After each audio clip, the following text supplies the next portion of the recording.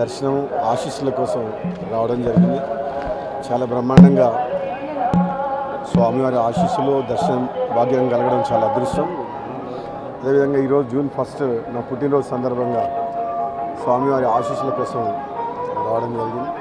అదేవిధంగా రెండు రాష్ట్రాల తెలుగు రాష్ట్రాల ప్రజలందరూ కూడా సుఖ సంతోషాలతో ఉండాలని చెప్పి రాబోయే రోజుల్లో ఇంకో 4 రోజుల్లో ఈరోజు ఆఖరి దినం పార్లమెంట్ ఎన్నికల లాస్ట్ ఫైనల్ ఫేజ్ ఎలక్షన్స్ జరగబోతున్నాయి నా పుట్టినరోజు సందర్భంగా.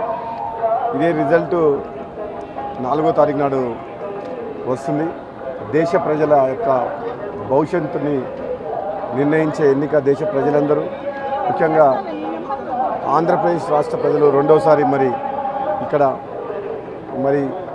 వైఎస్ఆర్ ప్రభుత్వానికి ఓటేస్తారా, మార్పు కోరుకుంటారా అనేది ఎంతో ఉత్కంఠతో ఇక్కడ ఈ ఆంధ్రప్రదేశ్ రాష్ట్ర ప్రజలు కూడా ఇప్పటివరకు ఏ సర్వేలో కూడా ఎక్కడ కూడా బయట పడటం లేదు. మొట్టమొదటిసారి అనుకుంటా ప్రజల నాడి తెలవలేదు ఆంధ్రప్రదేశ్లో.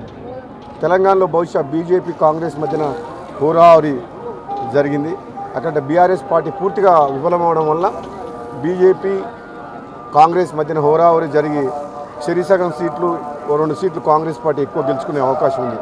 10 నుంచి 10 సీట్లు గెలుచుకునే అవకాశం ఉంది. తప్పకుండా భువనగిరి పార్లమెంటు నియోజకవర్గంలో కూడా కాంగ్రెస్ పార్టీ అభ్యర్థి చామల కిరణ్ కుమార్ రెడ్డి స్వామివారి వెంకటేశ్వర స్వామి ఆశీస్సులతోటి నేను పార్లమెంట్ ఇన్ఛార్జ్గా ఉన్న నెల రోజులు చాలా కష్టపడ్డాం. కాంగ్రెస్ పార్టీ ప్రభుత్వం ఇచ్చిన హామీల మేరకు తప్పకుండా ప్రజల్లో న్యాయం జరుగుతుందని చెప్పి ఈ మధ్యనే తెలంగాణ రాష్ట్రంలో కాంగ్రెస్ పార్టీ ప్రభుత్వం ఏర్పడ్డది కాబట్టి తప్పకుండా మా మీద నమ్మకంతో మరోసారి ప్రజలు ఆశీర్వదించి మళ్ళీ కాంగ్రెస్ పార్టీ అభ్యర్థి కిరణ్ కుమార్ రెడ్డిని కూడా గెలిపించి అదేవిధంగా మెజార్టీ పార్లమెంట్ స్థానాలు కాంగ్రెస్ పార్టీకి తెలంగాణలో వస్తాయని చెప్పి ఆశిస్తూ భగవంతుని ఆశీస్సుల కోసం ఇక్కడికి రావడం జరిగింది. Thank you. సెంటర్లో కూడా ఈసారి స్టార్టింగ్లో పార్లమెంట్ ఎన్నికలు మొదలైనప్పుడు బీజేపీకి ఎదురు లేదు, మళ్ళీ మోడీనే ప్రధానమంత్రి అవుతారని చెప్పి దేశవ్యాప్తంగా చర్చ జరిగింది. కానీ రాను రాను అది నార్త్ ఇండియా మరియు western part of the country, Maharashtra కావచ్చు, ఇతర రాష్ట్రాల్లో యూపీతో సహా కాంగ్రెస్ పార్టీ మరియు ఇండియా కూటమి బలంగా పుంజుకుంది కాబట్టి ఈసారి అంత ఈజీగా బీజేపీ పార్టీకి ఉండదు.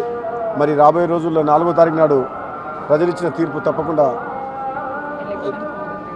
భవిష్యత్తు నిర్ణయించే ఎన్నిక కాబట్టి తప్పకుండా మంచి నిర్ణయమే ప్రజలు మంచి తీర్పు ఇస్తారని చెప్పి నేను అనుకుంటాను. Thank you. మరిన్ని వీడియోస్ కోసం ఛానల్ ని సబ్స్క్రైబ్ చేయండి, లేటెస్ట్ అప్డేట్స్ కోసం వాట్సాప్ ఛానల్ ని ఫాలో చేయండి అండ్ లింక్ డిస్క్రిప్షన్ లో ఉంది.